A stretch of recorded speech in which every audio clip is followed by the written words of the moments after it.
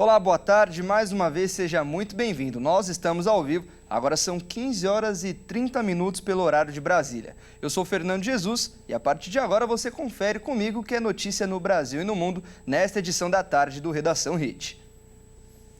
E olha só, 2025 começa com uma boa notícia para o bolso dos brasileiros. A conta de luz começa o ano mais barata. Em janeiro vai ter o desconto de até R$ 49,00 e bandeira tarifária verde. Vamos ver. Uma boa notícia para começar o ano. Mais de 78 milhões de consumidores vão receber um desconto na tarifa de energia elétrica em janeiro. O bônus Itaipu diminui os valores com base na quantidade de energia consumida em cada residência em 2023. O alívio na conta pode chegar a R$ 49,00. Os consumidores receberão desconto pelos meses que consumiram até 350 kWh. Serão beneficiados clientes das áreas urbana e rural. Segundo a Itaipu, o alívio na conta de luz será de R$ 17,00 em média, visto que o consumo médio mensal de energia nas casas do país é de 120 kWh. A tarifa bônus de Itaipu referente a 2023 foi aprovada pela Agência Nacional de Energia Elétrica. Além disso, a ANEEL confirmou que o mês de janeiro vai ser medido pela bandeira tarifária verde, o que retira cobranças adicionais da conta de luz. A medida valeu para a conta de dezembro e foi renovada pelo aumento na produção de energia. Segundo a ANEEL, houve equilíbrio de contas por geração em usinas hidrelétricas, energia solar e eólica. O aumento de chuvas também foi apontado como fator para a bandeira tarifária. E Ricardo Nunes toma posse para o seu segundo mandato como prefeito de São Paulo.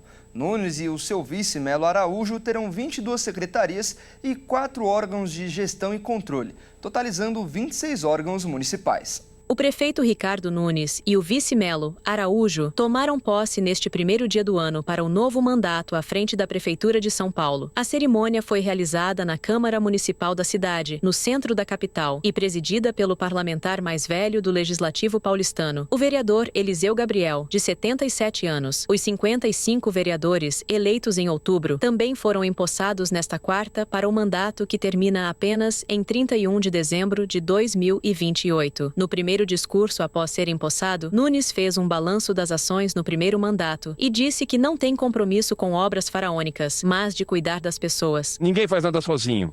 E uma cidade como São Paulo, que eu represento, tem que ter consciência da sua importância, mas não pode ter arrogância. A humildade deve guiar nossos passos. É o meu pensamento. Nenhuma diferença pode ser maior do que a convergência a favor do povo dessa cidade. Nada pode interferir quando o que está em jogo é o bem-estar da população. A ideologia nunca pode ser mais importante do que o dia a dia. E, da minha parte, buscarei sempre dialogar e abrir canais de colaboração com todos. E ao menos 24 candidatos eleitos em outubro de 2024 não tomaram posse neste 1º de janeiro de 2025. 3 deles morreram antes da posse, 1 foi preso e outros 20 foram barrados pela Justiça. Acompanhe.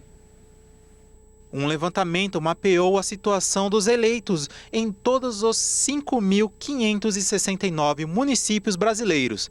E 3 prefeitos eleitos morreram antes da posse. 1 foi preso e mais de 20 foram barrados pela Justiça. O prefeito de Arroio dos Ratos e Augusto Pestana, no Rio Grande do Sul, e Cabreúva, em São Paulo, morreram de causas naturais após as eleições, que foram assumidas pelos vice-prefeitos. Em outras 21 cidades, os mais votados estavam até o dia 1º de janeiro impedidos de tomar posse em razão de decisões da Justiça Eleitoral. É o caso de Santa Quitéria, no Ceará, onde o prefeito José Braga Barroso foi preso. Ele é suspeito de envolvimento com uma facção criminosa que teria atuado em favor à sua campanha. Em Choró, também no Ceará, o candidato Bento Queiroz também teve sua posse suspensa. Ele é investigado por suspeita de envolvimento em crimes eleitorais e é alvo de um mandado de prisão em aberto, sendo considerado foragido da Justiça. Nos 2 casos, quem tomou posse foi o presidente da Câmara Municipal, até que a Justiça tome uma decisão final sobre o vencedor das eleições de 2024 ou determinar a convocação de novas eleições. E termina na próxima terça-feira o prazo para justificar a ausência no segundo turno das eleições municipais de 2024. Segundo o Tribunal Superior Eleitoral, a abstenção do eleitorado no segundo turno ficou superior ao primeiro. Vamos ver. O eleitorado tem até o dia 7 para justificar a ausência no segundo turno das eleições municipais de 2024. Cerca de 30% dos eleitores não compareceram para votar no segundo turno. Número é superior ao registrado no primeiro turno, quando o índice de ausência foi de 22%. É importante ressaltar que a justificativa deve ser apresentada em cada turno eleitoral, já que as eleições são consideradas independentes para efeito de comparecimento. O voto no Brasil é obrigatório para maiores de 18 anos e facultativo para maiores de 70 anos, jovens de 16 e 17 anos e pessoas analfabetas. A justificativa pode ser feita pelo aplicativo e-Título ou nos cartórios eleitorais. O não cumprimento do prazo pode resultar no pagamento de multa, além de outras proibições, como tirar o passaporte e a carteira de identidade, renovar matrícula em estabelecimento de ensino oficial, entre outras. E olha só, na Argentina, uma atriz perdeu o controle do carro e atropelou um casal de brasileiros. Eles passeavam em Buenos Aires quando aconteceu o acidente. O homem de 60 anos morreu e a mulher segue internada em estado grave. No primeiro dia do ano, a motorista Patrícia Schauer atingiu um casal de brasileiros que estava na calçada, em Recoleta, Buenos Aires. O acidente aconteceu depois da atriz argentina perder o controle de seu carro, resultando na morte de um homem de cerca de 60 anos. A outra vítima, uma mulher de aproximadamente 50 anos, foi internada em estado grave. O atropelamento aconteceu por volta das 10 horas da manhã no horário local, quando o carro subiu na calçada e atingiu o casal, que aguardava no semáforo para atravessar a rua, informou o jornal local La Nación. O Serviço Público de Atendimento de Urgências e Emergências Médicas na Argentina informou que a brasileira que sobreviveu ao acidente sofreu múltiplos ferimentos, com traumatismo craniano e torácico, fraturas na clavícula e nas costelas e hemorragia. Segundo o jornal Clarín, não estão claros os motivos de Schauer ter perdido o controle do carro e a atriz não estava alcoolizada.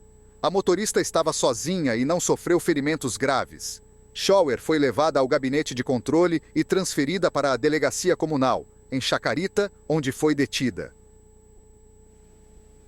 E em Santa Catarina, uma mulher que assistia à queima de fogos da janela foi atingida por um dos artefatos. Ela teve queimaduras de 2º e 3º grau. No vídeo está Bianca Miranda, de 27 anos, e seu marido Victor Frasca. O casal, que viajou de Porto Alegre até Navegantes, em Santa Catarina, estava na janela do apartamento para assistir a queima de fogos da virada de ano e aproveitaram para filmar o momento. Tudo seguia bem, até que em questão de segundos, Bianca foi atingida por um dos fogos de artifício. No momento do incidente, Bianca tenta rapidamente conter o fogo, que acaba queimando a roupa e também a sua pele.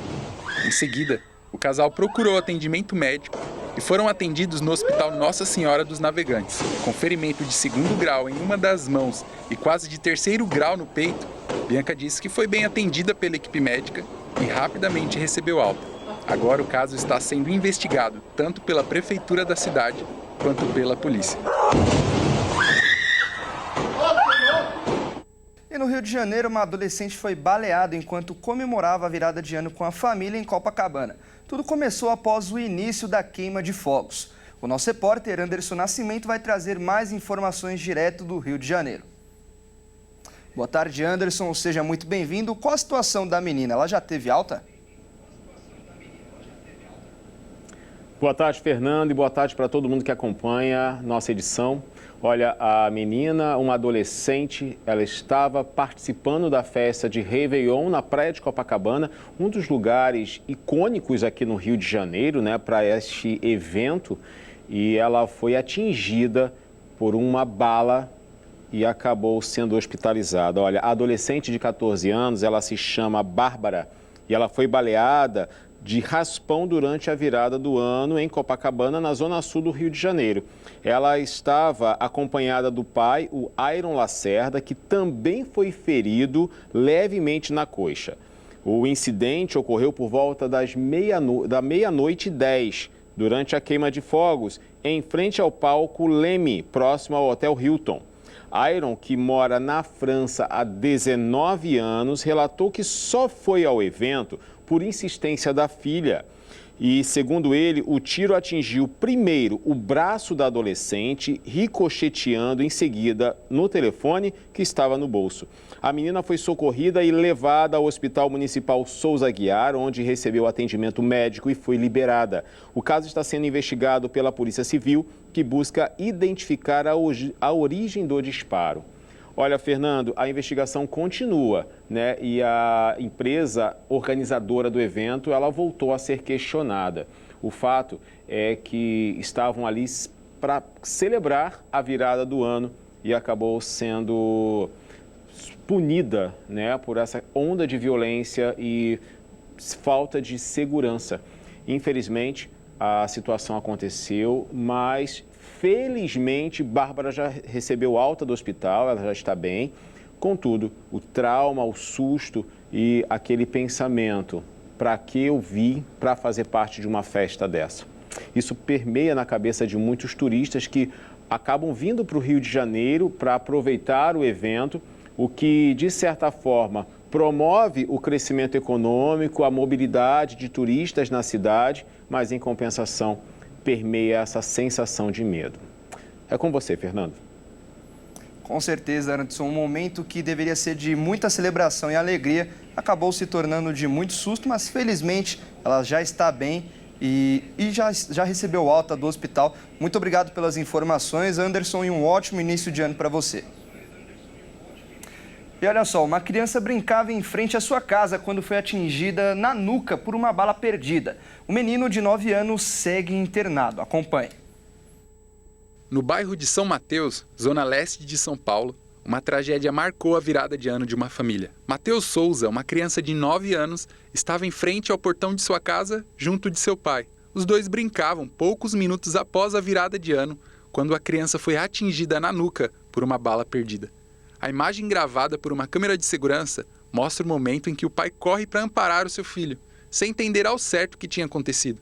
Com a cabeça sangrando, Mateus foi levado ao Hospital Estadual de Sapopemba, onde levou alguns pontos.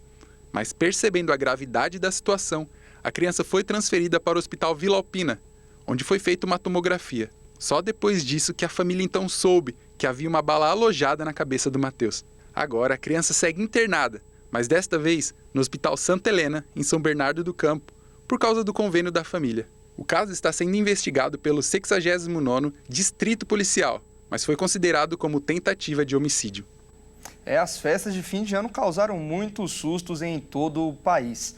E o aeroporto de Guarulhos, em São Paulo, bateu um recorde de passageiros em 2024. No período de festas e viagens de fim de ano, quase 4 milhões de pessoas foram transportadas. O Aeroporto Internacional de São Paulo, em Guarulhos, registrou no ano de 2024 um novo recorde histórico de passageiros transportados. A soma deu mais de 43 milhões e meio de viajantes. O recorde anterior de passageiros havia sido registrado em 2019, quando 43 milhões de pessoas desembarcaram ou embarcaram pelo aeroporto em Guarulhos. Apenas no mês de dezembro foram transportados 3 milhões e 900 mil passageiros em cerca de 22 mil pousos e decolagens. Os números foram impulsionados pelas festas de fim de ano, que movimentaram 8% a mais de pessoas no aeroporto na comparação com a média dos demais meses do ano.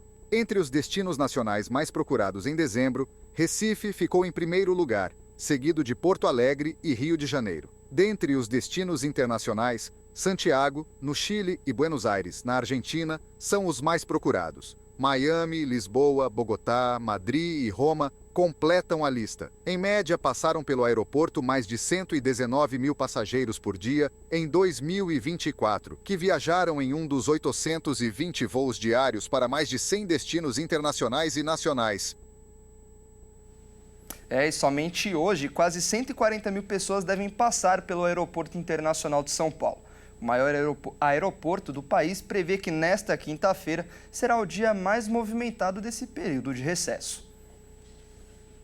E olha só, um incêndio de grandes proporções atingiu um pátio de veículos apreendidos no Grajaú, zona sul de São Paulo. As chamas se espalharam rapidamente devido aos materiais inflamáveis nos carros, causando explosões e consumindo tudo pelo local. Cerca de 10 veículos foram atingidos e o fogo, possivelmente criminoso, gerou risco para áreas residenciais.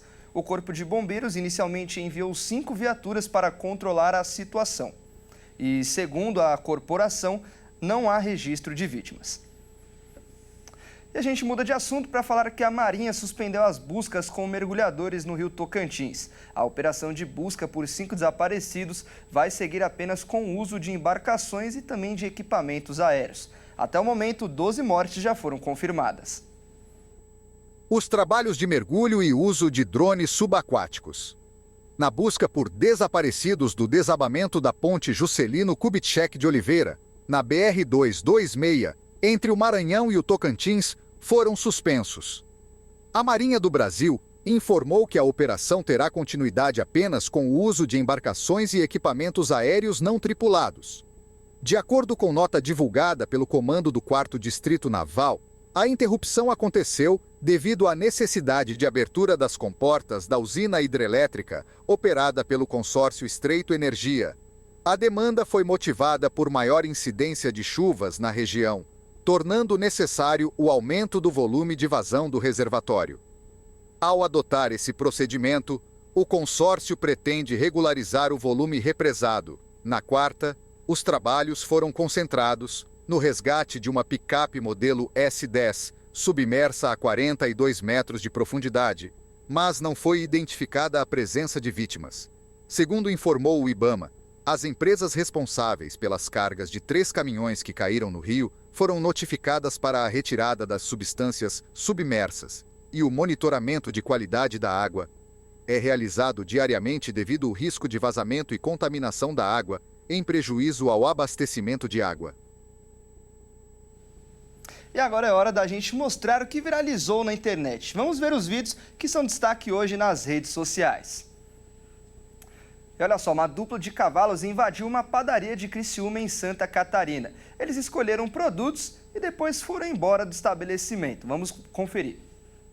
Os 2 cavalos entraram na padaria, caminham até um corredor do estabelecimento, param e observam o que vão pegar, até que um deles, curioso, vai até uma prateleira cheia de bananas, mas pega um panetone e logo em seguida os cavalos soltam os produtos e vão embora tranquilamente. Os clientes e funcionários ficaram surpresos com a visita inesperada e contam que não é a primeira vez que animais entraram na padaria. Além disso, os moradores da região afirmam que há mais cavalos e que possuem dono, mas que estão acostumados a ficar soltos pelo bairro. E olha só, a explosão de um carro elétrico nos Estados Unidos chamou a atenção em Las Vegas e deixou uma pessoa morta. As autoridades investigam se o ocorrido é um possível ataque terrorista. Vamos ver. O vídeo gravado por câmeras de segurança registrou o momento em que um carro elétrico explodiu em frente ao Trump Hotel em Las Vegas, nos Estados Unidos. O incidente matou o motorista que estava dentro do carro e deixou cerca de 7 pessoas feridas. O caso está sendo investigado pelas autoridades como um possível ato terrorista. Elon Musk, dono da marca do automóvel, afirmou que a empresa Tesla também está envolvida com a investigação do acidente e que a explosão pode ter sido causada por fogos de artifício ou até mesmo por uma bomba. Em imagens divulgadas pela imprensa, haviam fogos, tanques de gás e combustível dentro do carro. Realmente uma explosão muito perigosa. E olha só essa história, um policial que estava em um helicóptero deixou seu fuzil escapar e cair dentro do mar. Por sorte, um banhista conseguiu recuperar a arma e devolver. Vamos conferir. Uma cena inusitada aconteceu na região dos Lagos do Rio de Janeiro, no Cabo Frio.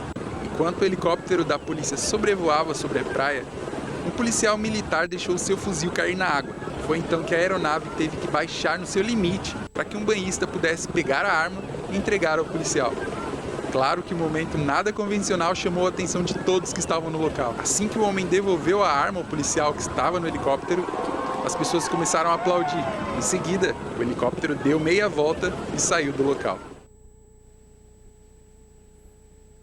E em 2024, Dourados registrou quase 500 casos de dengue confirmados e 4 óbitos, sendo que um ainda está sendo investigado.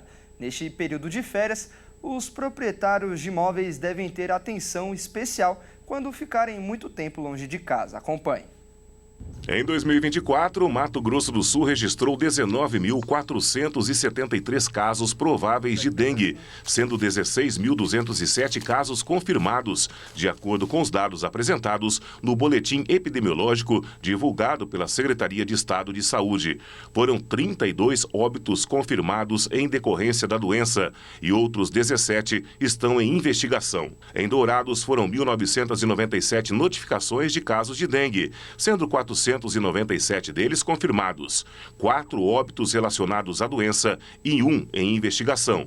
O trabalho do CCZ durante o ano foi intenso e alcançou todos os bairros e distritos do município, com visitas domiciliares em ações de combate à dengue. Nós tivemos também ações de mobilização em escolas, empresas, com palestras, ações educativas, e é um trabalho que é muito importante para que a gente possa levar orientação à população, mesmo que o assunto dengue já seja um assunto um tanto quanto conhecido, mas a gente precisa intensificar essa conscientização da população. Todo caso notificado de dengue, zika ou chikungunya, ele é preconizado pelo Ministério da Saúde que a gente faça o uso do carro fumacê. Então, todas as notificações que chegam até o CCZ, é feito esse trabalho de bloqueio químico que nós chamamos com o carro fumacê. Dourados foi o primeiro município brasileiro a disponibilizar a vacina para toda a população na faixa de 4 a 59 anos, com uma parceria entre a Secretaria Municipal de Saúde e o laboratório japonês Takeda Pharma, produtor da vacina Kedenga, para imunizar cerca de 150 mil pessoas com as 2 doses previstas no esquema vacinal. Embora esse número não tenha sido alcançado, quase 127 mil douradenses haviam recebido ao menos a primeira dose da vacina até dezembro do ano passado. A vacinação, ela contribuiu e esperamos que esse ano contribua ainda mais com essa redução dos casos positivos de dengue no país, né, em geral, né, especialmente aqui em Dourados, que a gente foi a pioneira em fazer esse trabalho de vacinação. A coordenadora do CCZ explica que alguns cuidados devem ser tomados nas residências, sendo que em janeiro muitas pessoas saem de férias por muitos dias. Então, se você vai sair de casa, deixar muitos dias a casa fechada, deixar uma água sanitária no ralinho, né? Se tiver alguém que vá cuidar do seu imóvel, dar descarga nos vasos sanitários, os vasos de planta também, não deixar com um pratinho, porque ali pode se desenvolver, proliferar o mosquito, ser um criadouro, né, propício para o mosquito. As piscinas também, né, sempre tratada conforme a recomendação do fabricante com os produtos para esse cuidado, e é isso que a gente precisa. E também não descartar lixo de forma incorreta, né? E a gente muda de assunto agora para falar de esportes aqui no Redação Hit. E quem traz as informações é o Caio Veríssimo. Boa tarde, Caio. E a gente começa falando de uma verdadeira campeã que nos deixou hoje aos 103 anos, não é mesmo? Pois é, Fernando. Boa tarde a você, boa tarde a todos que nos assistem. Bom, a ginasta Agnes Skelett foi a campeã olímpica mais velha a vencer uma prova. E agora, aos 103 anos, ela teve a sua morte confirmada. Vamos ver. A ginasta húngara Agnes Skelett, que foi a campeã olímpica mais velha, morreu nesta quinta-feira aos 103 anos de idade, após uma vida que poderia inspirar filmes. O assessor de imprensa da ex-atleta afirmou que ela morreu em um hospital de Budapeste, o que confirmou a informação do principal jornal esportivo do país. A ginasta tinha sido hospitalizada na semana passada com pneumonia, poucos dias antes do aniversário de 104 anos. Nascida em 9 de janeiro de 1921, a atleta que ganhou 5 medalhas de ouro olímpicas em uma carreira esportiva excepcional, teve uma vida cheia de altos e baixos. Ela ganhou um total de 10 medalhas olímpicas, 5 delas de ouro nos Jogos de Helsinki, 1952, e Melbourne, 1956, todas elas depois dos 30 anos de idade. Nascida em Budapeste, foi convocada pela equipe nacional em 1939 e logo banida de todas as atividades esportivas por causa da origem judaica. Após a ocupação da Hungria pelo Terceiro Reich, em março de 1944, ela escapou da deportação com documentos falsos e assumindo a identidade de uma jovem cristã em troca de todos os pertences. O pai e vários membros da família foram deportados e vítimas de extermínio no campo de concentração de Auschwitz, enquanto a mãe e a irmã foram salvas por um diplomata sueco.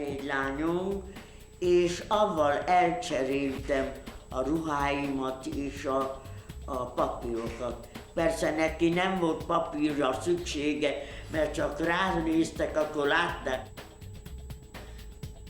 Realmente uma grande campeã, então que ela descanse em paz. E para quem já estava com saudade de futebol brasileiro, hoje tem jogo hoje de futebol, não é mesmo, Caio?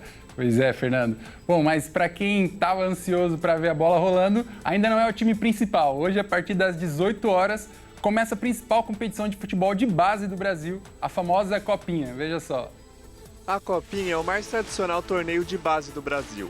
São 128 times do Brasil todo em busca de chegar na grande final que acontece no dia 25 de janeiro, aniversário da cidade de São Paulo. A decisão está prevista para acontecer na Mercado Livre Arena Pacaembu. O estádio passou por uma reforma que começou em 2021 e a expectativa é que reinaugure para jogos oficiais na final da Copa São Paulo de Futebol Júnior de 2025. O torneio segue a mesma fórmula dos anos anteriores. Os 128 times estão divididos em 32 grupos, de 4 equipes. Os 2 melhores colocados de cada passam para o mata-mata, disputado em um jogo só. Em caso de empate, a partida é decidida nos pênaltis. Como é um torneio de base, os atletas inscritos têm idade mínima de 15 anos e máxima de 21. O torneio é um exemplo de sucesso no futebol brasileiro. Diversos craques jogaram a Copinha antes de se firmar no profissional. O exemplo mais recente é o atual melhor jogador do mundo. Vinícius Júnior jogou a Copinha de 2017 e hoje, 8 anos depois, foi eleito o melhor jogador do planeta. E saiu um ranking com as camisas mais bonitas do futebol desse último ano, não é mesmo? Conta pra gente, tem time brasileiro nessa lista? Não só um, como 2 times brasileiros, Fernando. As camisas de Botafogo e Vasco, ambos do Rio de Janeiro, entraram no top 10 dessa lista. Vamos ver como ficou. Uma pesquisa realizada por um dos principais sites especializados em uniformes de futebol indicou que as camisas do Vasco e do Botafogo ficaram entre as 10 mais bonitas de 2024. Foram os 2 únicos times da América que entraram na lista. A camisa preta do Vasco foi lançada em abril e ficou na 6ª colocação do ranking. O modelo presta homenagem ao ídolo Roberto Dinamite, que completaria 70 anos no ano passado. Dinamite aparece nos detalhes, com escrita Dinamite Eterno 10. A camisa do Botafogo já é lendária por ter conquistado 2 títulos depois de muitos anos para o torcedor botafoguense. A camiseta ficou na 7ª colocação e o intuito era honrar o passado, com linhas em zigue-zague e gola V, em referência ao tecido usados nos anos 60 e nos anos 50. O uniforme deu tão certo que o Botafogo reviveu os bons tempos daquela época e voltou a ser campeão. Realmente 2 belas camisas. Muito obrigado pelas informações, Caio. Um ótimo começo de ano para você. Obrigado, Fernanda. Você também. Até mais. Até mais. E essa edição fica por aqui. Eu agradeço demais a sua companhia. E você que não é de São Paulo e não nos acompanha pela RIS TV, fique agora com a sua programação local. Até mais. Até mais.